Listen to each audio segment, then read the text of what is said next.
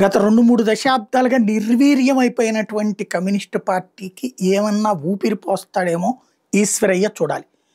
చాలా ground level నుంచి వచ్చాడు. ఏఐఎస్ఎఫ్, ఏఐవైఎఫ్ అంటే ఏఐఎస్ఎఫ్ స్టూడెంట్ యూనియన్ లీడర్, ఆ తర్వాత ఏఐవైఎఫ్ యూత్ లీడర్గా అలాగా ఉన్నత స్థితికి చేరాడు. ఒక సామాన్య వ్యక్తి, ఒక ఆశ్రమం ఏది అనాథాశ్రమం లాంటి వాటి దగ్గర నుంచి ఎదిగినటువంటి వ్యక్తి, ఒక జీవితంలో అద్భుతమైనటువంటి పోరాడి సాధించినటువంటి వాడు, పోరాటాలు తెలిసినటువంటి వాడు, దూకుడుగా ప్రజల సమస్యలు బాగా తెలిసినవాడు, ప్రజల్లో తిరిగేటటువంటి వాడు, అలవాటు ఉన్నటువంటి వాడు, కులపెచ్చలేనటువంటి వాడు, బాధ్యత కలిగిన సమాజం నుంచి వచ్చినటువంటి వాడు, సొసైటీ పట్ల కన్సర్న్ ఉన్నటువంటి వాడు ఈశ్వరయ్య ఇప్పుడు ఆ పదవిని అందుకున్నారు సిపిఐ రాష్ట్ర కార్యదర్శిగా.